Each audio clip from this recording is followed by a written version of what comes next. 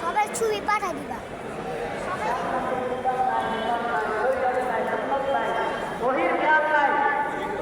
তাকে তুমি বন্ধু বানাবে, তাকে তুমি তোমার রাহবার বানাবে, তাদেরকে রাহবার বানাতে তোমার কোনো ফায়দা হবে না। দক্ষিণ এটা দক্ষিণটা পূর্ব এটা। أم حسب الذين اجترحوا السيئات أن نجعلهم كالذين آمنوا وعملوا الصالحات سواء محياهم ومماتهم ساء ما يحكمون هذا بصائر للناس وهدى ورحمة لقوم يوقنون আল্লাহর দেওয়া এই শরীয়ত যে কোরআনের মধ্যে আছে, এই হাদিসের মধ্যে আছে, এগুলো হলো মানুষের জন্য, বাসাইর।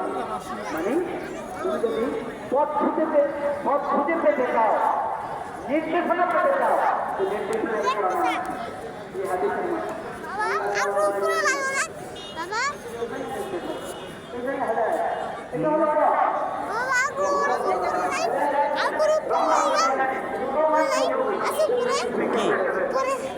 গেট বিল্ডিং, এই মসজিদ, এটা হলো মসজিদ, এখানে উপর চালা যেতে পারবা, সিঁড়ি আছে।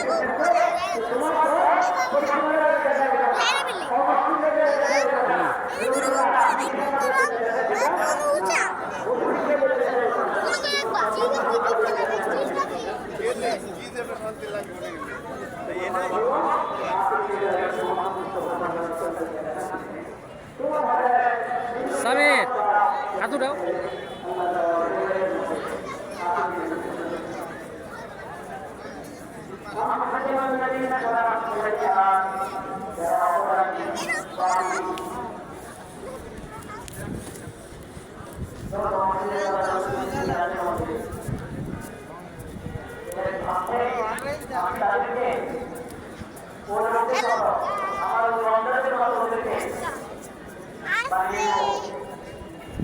ওদেরকে ধরে নিব আমার অভিভাবকদের মতো যারা ইমান এনেছে, একাউন্ট করেছে।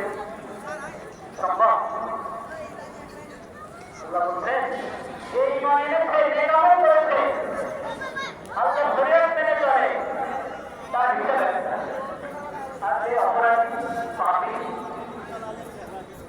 অন্যায় অবিচার করছে, তার হিসাব একটা। এইগুলো সম্পর্কে আমি একবার নিব, একবার মুমিনদেরকে পুরস্কার দিব, এই অপরাধীদেরকে সেই পুরস্কার দিব, নেক আমল যারা করে তাদেরকে পুরস্কার দিব, যারা অন্যায় অপরাধ বেঈমান তাদেরকে খেতে দিব। কখনো ক্ষমতা আর বৈষম্য তার কাছ থেকে শিখবে, কোরআন থেকে শিখবে, কোরআন থেকে শিখবে। কোনটা বৈষম্য, কোনটা ক্ষমতা, ওটা তো আল্লাহ ভালো জানেন। আল্লাহ কোরআন থেকে শিখো। কোরআন শিক্ষা বাদ দিয়ে আপনি ক্ষমতা প্রতিষ্ঠিত করতে যাবেন, সম্ভব। পরে ক্ষমতার নামে বৈষম্য হবে, ক্ষমতার নামে কি হবে? ক্ষমতা যদি জানতে চাও, বুঝতে চাও, আল্লাহর বান্দাদের মধ্যে তুমি ক্ষমতা প্রতিষ্ঠিত করতে চাও, তাহলে কোরআন থেকে হেদায়েত নাও, তাকওয়ার জিন্দেগি প্রতিষ্ঠিত করো, কোরআন থেকে হেদায়েত গ্রহণ করো। কোরআনের শিক্ষা অবস্থা করে যদি তুমি ক্ষমতা করতে যাও,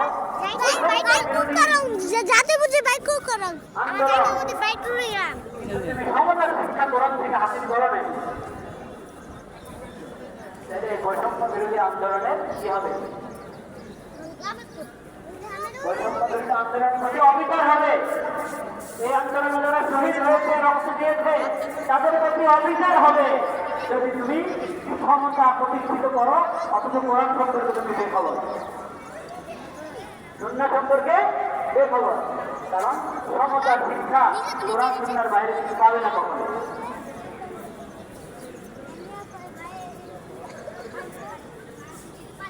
এই যে দেখেন, আল্লাহ তাআলা ভাগ করে দিয়েছে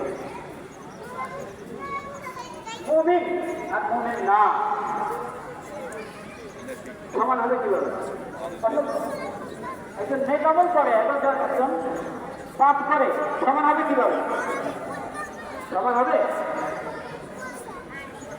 সমান হলে ও বেচারিকে ভাগ করে বাইর করে কেন আন্দোলন করে? কি ওরে ভালো খেলতে বলে তো ঠিক কথা। কত করে সন্ধ্যা পর্যন্ত অপেক্ষা করতে পারেনি, কি আন্দোলনের মুখে বের করে দিলেন। এর মানে ইনসাফ আর জুলুম এক হতে পারে না। ইনসাফ আর জুলুম এক হতে পারে না। ঈমান আর মুনাফিকি এক হতে পারে না। আমানত এবং খেয়ানত